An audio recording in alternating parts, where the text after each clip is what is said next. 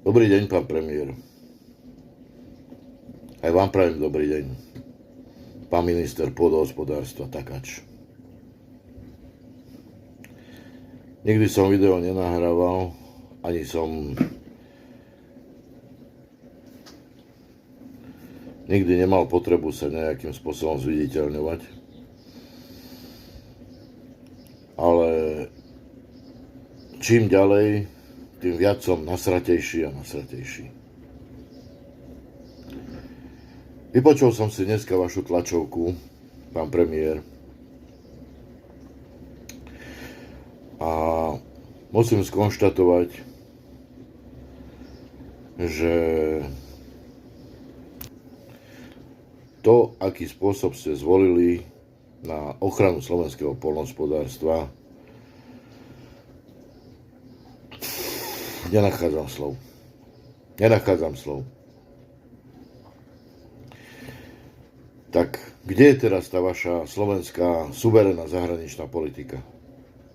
Lebo nejakí idioti z Bruselu vám nariadia nejakú kravinu a vy teraz vyhubíte všetky chovy na Slovensku a zrujnujete do posledného všetko.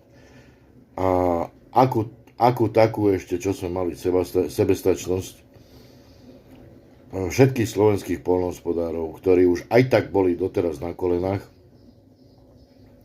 tak treba im dať ešte palicou po glebení, aby klakli úplne. Však.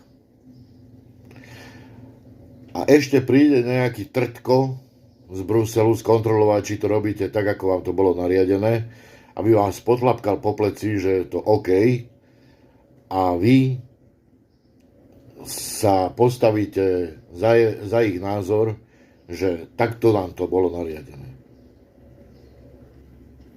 Vy nerozmýšľate? Vy nemáte vlastnú hlavu? Neviete teraz rokovať s Bruselom, že toto už tu pred 50 rokmi bolo? A že žiadne chovy sa nezabíjali? Že poďme sa spoločne pozrieť na to, že aké sú iné možnosti?